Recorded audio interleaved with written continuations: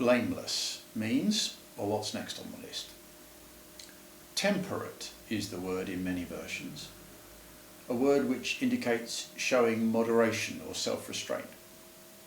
Others have got self-controlled. The King James Version has two words, vigilant, sober.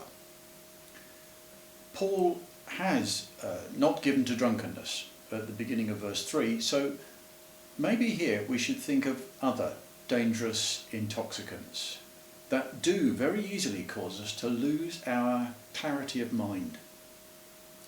I suggest that we look at two in particular because they are arguably the main ones and they're definitely related to one another.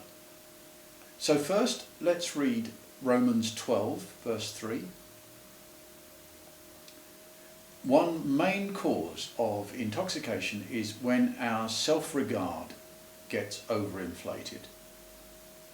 When that happens, our regard for God is always way too low, and we inevitably lose our clarity of thinking, our good judgment, our self-control. Let's also read Luke 9, 51 to 55.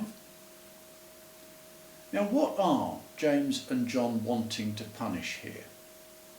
A Samaritan village has refused to welcome Jesus. What is their proposed punishment? That the whole community be burnt alive. Terrific. Just a little carried away here, guys. In fact, the definition of intemperate. They've lost it, haven't they? They're governed an awful lot here by anger, one suspects, by wounded pride, and also just a little bit by regard for Jesus and the honour that's due to him. He rebukes them. Pause the video for a moment and consider, if you will, the question of venting. You know what I mean? The explosions of anger where we say and do the stuff we really feel in what we take to be a safe setting. Do we vent? Who do we vent with? Or what do we vent on? Does our mobile phone get hurled across the room, or does the car get kicked? Why do we do it? What harm does it do? There are moments, aren't there, when it simply does not appeal to us to be temperate. We feel entitled to vent. We feel it's a necessary safety valve, the lesser of two evils, perhaps. Now, it is really important to know that Jesus does do anger. So let's read Mark chapter 3, verses 1 to 6, and Mark chapter 10, verses 13 to 16.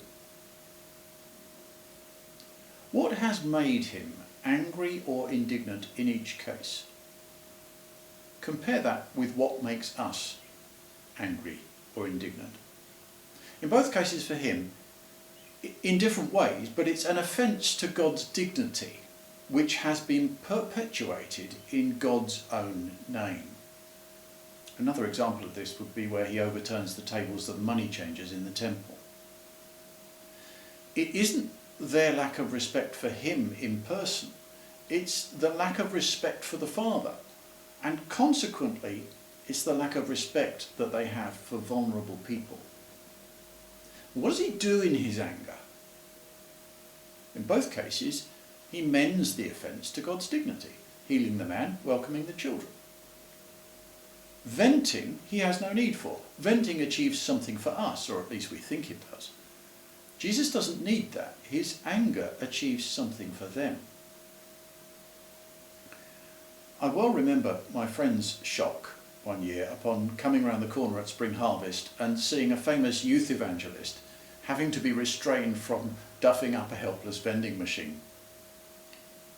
We tend to think that a quick bit of venting never did any great harm, but here is why the wrong kind of intemperate anger does so much harm.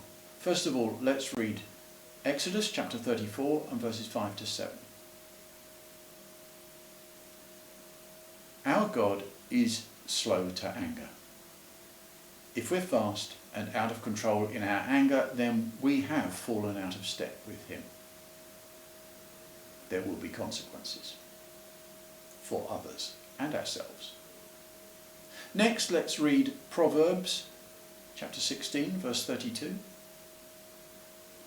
At that moment of venting, our emotions are saying to us, aren't they, screaming to us, no self-control, anything rather than that, even if it means you're about to make a fearful mess and have to clear it up later.